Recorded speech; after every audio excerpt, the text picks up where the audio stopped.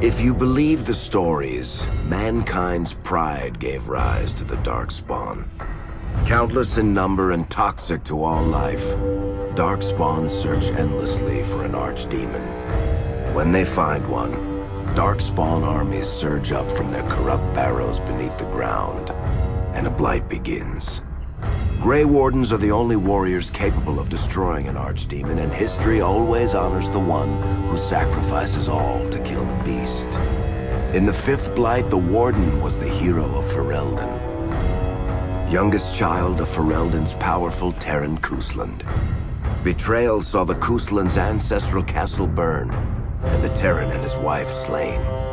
Duncan, a Grey Warden, helped the young noble escape to a new life with the Wardens. The allied Ferelden and Grey Warden forces met in Ostagar, where King Kaelin's armies and a host of Wardens gathered, ready to destroy the Darkspawn. But valor turned to despair as Loghain betrayed his king. Kaelin's forces were slaughtered, and the south was lost. The hero, now a full-fledged Grey Warden, survived with the aid of Flemeth, the mysterious witch of the wilds. Joined by Flemeth's daughter, Morrigan, and a Grey Warden named Alistair, the hero set out to build an army strong enough to abolish the Blight. With the traitorous Loghain now seated on Ferelden's throne, the Warden sought help from the influential Arl Eamon of Redcliffe. However, they arrived in Redcliffe to find the town under siege. As each night, undead rose in waves and assailed the battered village. With the hero's help, the people of Redcliffe stood fast against the undead horde. The Wardens reached Arl Eamon's castle only to find the Arl lying at the edge of death, and his court fallen into madness. To save his father's life, Eamon's young son, Connor, had made a deal with a demon, and quickly fallen victim to its possession. The hero intervened, freeing Connor from possession, and breaking the demon's hold over Redcliffe. But deals with demons are never straightforward. The demon agreed only to save Eamon's life, not restore him to health. Arl Eamon needed a miracle to recover. The hero located an urn containing the sacred ashes of Andraste, which were said to cure any ailment. The urn was protected by ancient traps, tests of will, and a dragon-worshipping cult that wanted to twist the urn's power to its own ends. The urn remained pure, but mysteriously disappeared after the Wardens departed. Only the temple dedicated to it still stands. With a pinch of the ashes, the hero restored the Arl to health. Informed of Loghain's treachery, Eamon swore his political and military support. The Circles of Magi are bound by oath to aid the Grey Wardens in times of blight. However, Lake Calenhad's tower could offer little help. One of its mages, Uldred, had become possessed by a pride demon and was twisting other Circle mages into abominations. The hero fought to the top of the tower and defeated Uldred, saving the remaining mages. Grateful for their lives, the mages joined the Warden's army. The allies gained at the Circle were not the only soldiers to join the Warden's forces, however. Dalish elves don't usually make alliances, but even deep hatred can be set aside in the face of oblivion. An ancient curse was destroying Ferelden's largest Dalish clans, turning the elves into werewolves. Zathrian, the clan's keeper, claimed that the cure required the heart of the great wolf, Witherfang. Years before, Zathrain himself had afflicted a group of humans with the curse that now ravaged his clan. As long as he lived, the curse endured.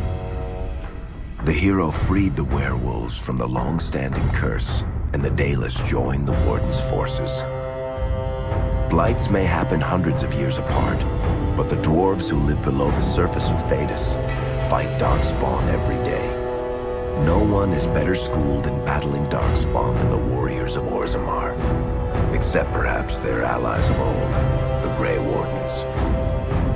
The hero arrived in Orzammar in the wake of King Endrin's death to find political factions fighting for control of the Dwarven capital. Only the vote of a venerated paragon could break the deadlock to elect a ruler, and order the dwarves to honor their Grey Warden treaty and join the battle against the New Blight. The hero set off to find a paragon named Branka, who had disappeared into the Deep Roads in search of a legendary artifact, the Anvil of the Void, created by the renowned smith Caridin to forge mighty war golems. The hero helped Caridin destroy the Anvil of the Void, along with the dark secrets that could trap a living soul inside a mechanical construct. The hero emerged from the Deep Roads with a master-forged crown to bestow the Paragon's favor upon whichever rival candidate would be crowned king. Balin, the youngest son of King Endrin who was suspected of foul play, or Haramont, the aging traditionalist backed by the Dwarven Assembly. Lord Haramont claimed the crown of Orzammar. His traditionalist values keep dwarves first in all things, and safely as far underground as possible. With Dwarden's strength now bolstering the Warden's army, the hero had to deal with Loghain so Ferelden could stand unified against the Darkspawn before the Blight swallowed the world. The kingdom of Ferelden stood divided. While some nobles supported Loghain's regency, others condemned his inaction against the Darkspawn. Civil war brewed, and Arl Eamon called a landsmeet in hopes of curtailing the conflict and removing Loghain from the throne. Loghain was found guilty of treason, and the hero carried out his execution in Denerim's palace. As the Warden's united army massed in Redcliffe, the Darkspawn overran Denerim, laying siege to Ferelden's capital city. The hero's army fought valiantly through Denerim and broke the Darkspawn's siege. On Fort Dracon's highest tower, the hero's strongest allies fought alongside the Warden in a final heroic battle against the massive Archdemon. The Archdemon was killed without the sacrifice of a Grey Warden's life. With no Archdemon to lead them, the Darkspawn scattered. Most fled underground, still teeming in number and always seeking a new Archdemon to awaken. The shattered kingdom of Ferelden embarked on a long journey to recovery. In the Blight's aftermath, strong leadership was crucial. Alistair, King Caelin's half-brother, and Queen Enora, Caelin's widow and daughter of Loghain, joined in a political union. Together, they ushered Ferelden into a new era. Ferelden still stands, as obstinate and resolute as the Dog Lords ever are, but the events of the Fifth Blight loom over it as the nation rebuilds. For people across Thedas, legends of the hero of Ferelden remain the nation's brightest beacons of hope during its darkest times. It all began in Kirkwall, the fall of Knight Commander Meredith, the Qunari Uprising, and of course, the Chantry's destruction and the onset of Mage Rebellion. One person always stood amidst the swirling chaos: Hawke, the champion of Kirkwall. The Hawke family fled Lothering, refugees from the Blight. Leandra, mother of the champion, and siblings Bethany and Carver, hoped to find refuge at her family's estate in Kirkwall, far to the north. As a mage with a family legacy of magic on both sides, Hawke naturally became involved in the events that ultimately led to the Mage Rebellion. The Hawks escaped the Blight with the help of Aveline Velen, a warrior and family friend. It's said that the family was also aided by Flemeth, the notorious Witch of the Wilds.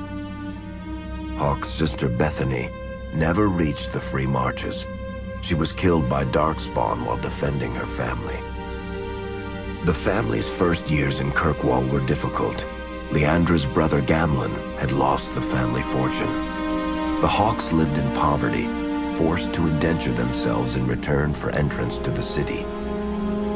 To pay off the debt, Hawke was forced to work for a gang of smugglers. All the while, Hawke and Carver did their best to hide Hawke's magic from the Templars.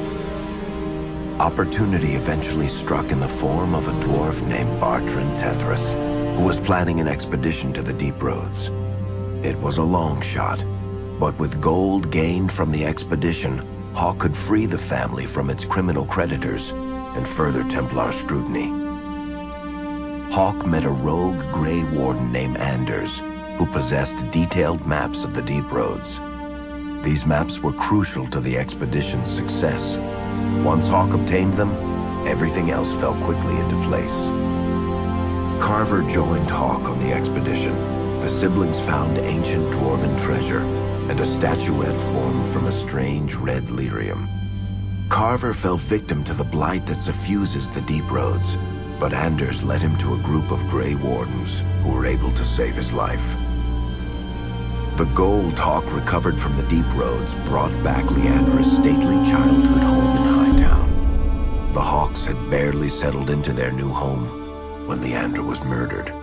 A deeply sinister and twisted killing. Hawke hunted down Quentin, the blood mage responsible, but could not prevent Leandra's death. Leandra's tragic death was part of a critical problem facing Kirkwall. Rising tension between the city's mages, who felt increasingly oppressed, and Templars, who grew increasingly suspicious of their activities. Adding to the strain, a large contingent of Qunari had also established themselves in Kirkwall, much to the growing discomfort of the city's rulers. After their dreadnought was shipwrecked many years before, a group of stranded Qunari were allowed to remain in a cordoned-off area in Lowtown. As time passed, the Qunari made no effort to return home, and offered no explanation about why they remained. Tensions rose to a breaking point. Revered Mother Patrice, convinced the Qunari were a threat to the Chantry's faith, incited violence between the Qunari and the Kirkwall populace. Hawke knew that Patrice would bring about unnecessary conflict. Though the champion tried to stop her, Patrice orchestrated the murder of Seamus Dumar, a Viscount's son and a recent convert to the Qun. When her crime was discovered, a Qunari assassin killed her. After Seamus was murdered, the Arishok of the Qunari group lost patience with the humans of Kirkwall. They would now submit to the Qun or die. The Qunari struck hard and fast. They took the palace in Hightown and beheaded the Viscount to immediately quash any resistance. Aided by Knight Commander Meredith and First Enchanter Orsino, Hawke reached the palace and stood toe-to-toe with the fearsome Qunari leader. Hawke fought the Qunari leader. The fierce battle resulted in the Arishok's death and the liberation of Kirkwall from its brief occupation. The Qunari quickly withdrew from the city entirely. Hawke saved Kirkwall and earned the grudging respect of the city's Templars, mages, and nobility, along with the title that history remembers, the Champion of Kirkwall. Kirkwall's problems were still not over, however. After Viscount Dumar's death, Knight Commander Meredith took power and blocked all attempts to appoint a new Viscount. Under Meredith's command, the Templars tightened their grip on the mages, planning to suppress what Meredith saw as a growing rebellion. Anders, who spent years fighting for justice and freedom for his fellow mages, saw that the time for negotiation was past. He destroyed Kirkwall's chantry, killing hundreds, including Grand Cleric Elthina. This single act began a rebellion that spread from circle to circle, until all circles of Magi had risen up in defiance against Chantry rule. There was no forgiveness for what Anders had done, and he asked for death at Hawke's hands. Hawke fulfilled the troubled mage's final request, and many others died along with Anders that day. Fighting spread swiftly through the city. Some mages rebelled openly, many of them succumbing to possession. Templars turned their swords on mages who rebelled and on those who did not. As First Enchanter Orsino refused to bend to the Templars, Knight Commander Meredith demanded that every mage in Kirkwall be put to the sword.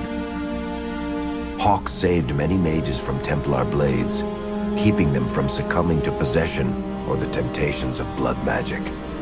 In the end, however, Hawke was forced to strike down Orsino, who had betrayed his own values by resorting to blood magic himself. The battle proved one thing. Knight Commander Meredith had gone mad. Hawk saw the truth of it when Meredith unsheathed her sword, and the red lyrium idol from the deep roads was embedded within it. The blade fueled her hatred and paranoia, as it had for months. After a horrific battle, the red lyrium of the Knight Commander's sword consumed her as she died. Meredith became a statue, her face a frozen mask of horror. Little is known of the champion since that final battle. However, Hawk's story lives on in legend and song. Memories of the indelible changes the champion of Kirkwall brought to the face of Thedas.